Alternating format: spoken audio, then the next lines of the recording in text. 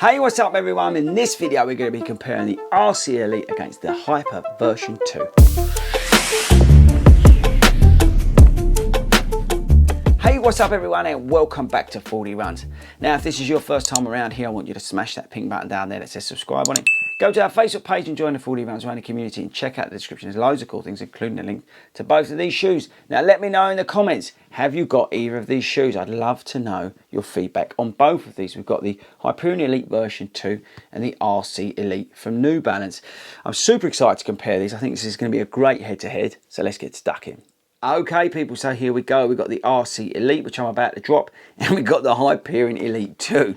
Now, this is the sort of racing version of the TC, and then you've got the updated version from the Elite 1, and they've made some changes to that, and this is pretty awesome. Let's get into some of the stats, features, update you with what's going on, and then we'll get on to which one I prefer and why.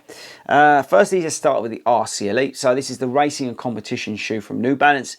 That's like the bigger brother of the TC, the training competition shoe. It's very similar in terms of stack height. It's got 32 in the heel, 22 in the front, 10mm drop.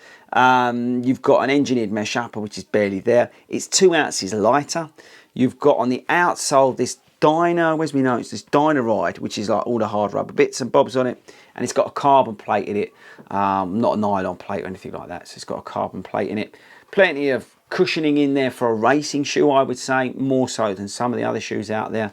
It's got a barely there tongue, and I say, like I think I said a minute ago, you've got this sort of barely there upper, which feels a little bit like a Saucony shoe, and you've got then the 3D overlays, which I think look awesome. I really do think this shoe looks amazing. Look at that New Balance on there.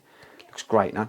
Then we've got the Elite version 2. So this is the updated version of the Hyperion Elite, which has got the amazing DNA Flash midsole on it, which is a nitrogen infused midsole. This has got a carbon plate in it as well. The shoe weighs in, let me have a look at my notes, 7.6 ounces.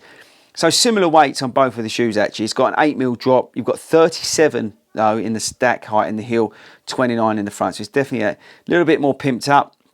It's only got an 8mm drop. You've got the rapid roll technology in there as well. So you've got a nice heel to toe transition. That combined with the DNA Flash midsole, it's a great, great combination. I really love the upper on this. It feels fantastic. So where do we start? Hopefully you've seen both the videos for these shoes. Now, where do we start? Yeah, I think from a feel point of view, this is definitely softer. So if we were looking at a scale of 1 to 10, this being like a 10 is softness, I would put this at about a 7, if that makes any sense. Hopefully that helps in terms of the feel from the midsoles. This is definitely a much more rolling sensation from the midsole with this rolling technology they got through it.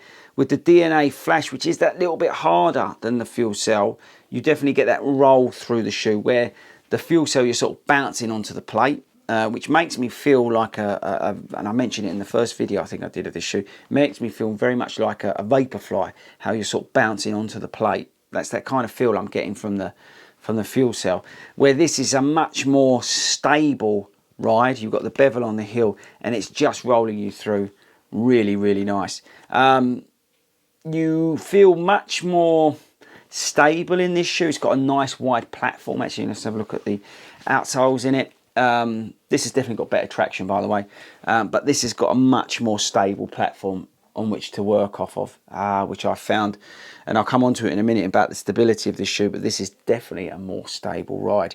The uppers just feel awesome. Both of them are just amazing, and this is held up fantastically well. I dusted them off earlier from the dust down the river, canals, paths and whatnot that I run down, and they've held up really well actually, considering it's like a light colour. I thought it would be a problem, but it's not. It's been great actually. I think a lot of that's to do with how high you are off the ground. But yeah, so the problem I had with this, if you've not seen the video, is that I'm collapsing in on the inside again. And I think that's the big difference between both of these shoes. I think this is a much more explosive ride than this, but this is a much more stable ride. So, you know, between the two, I would go with the Brooks Hyperion. For me, they're both a lot of money, but I would go with the Brooks Hyperion Elite 2, more from a stability and feel point of view. This just, for me, suits me more in terms of the way I roll through my sort of transition from heel to toe, and it just makes me feel a little bit more comfortable to be able to go up another level. And also on those longer runs, I felt when I've leant back and I've, you know, come, you know, it's like you get to like 15 miles and you start getting a little bit tired, you start leaning back before you go again. I felt comfortable and had the trust of the midsole of the shoe that I can do that.